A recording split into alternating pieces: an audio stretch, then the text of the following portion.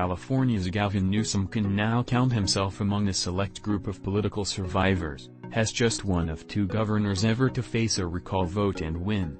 Then again, most recall campaigns flounder before the voters go to the polls.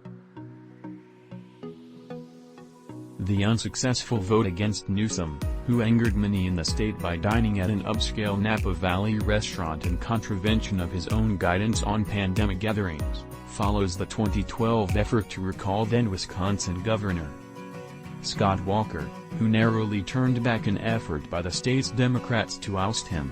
19 states allow recall elections, but even in them, the odds of success are slim. Only 2 gubernatorial recall votes have ever been successful, one aimed at California Governor Gray Davis, a Democrat, in 2003 after voters blamed him for a state electricity crisis and a faltering economy. Another turned out North Dakota Governor Lynn Frazier in 1921. In 1988, Arizona Republican Governor Gavin Mecham would have faced a recall vote had he not first been removed after being impeached and convicted by the legislature. The failure of most of these efforts isn't for lack of trying. In California alone, there have been 55 attempts since 1913 to recall governors. 6 of the campaigns were against Newsom, giving individual recall efforts a less than 2% chance of success.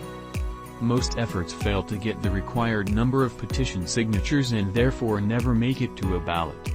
Successful recalls are rare, said Enrijeta Shino, a political science professor at the University of North Florida. However, the last 2 have happened in the last decade, she said, pointing to the highly polarized political landscape. We might see more recall elections in the future than we've seen to date, she told NPR. Even so, there have been tons of attempts to recall governors, wrote Joshua Spivak, author of Recall Elections, from Alexander Hamilton to Gavin Newsom. Last year 15 governors faced recall attempts, with about 64% of voters casting ballots voting no on recall. The outcome in the case of Newsom was never in much doubt.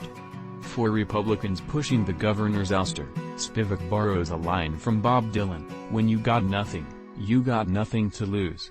Even the successful recall of Davis 18 years ago was a Pyrrhic victory, Spivak told NPR's Morning Edition this week.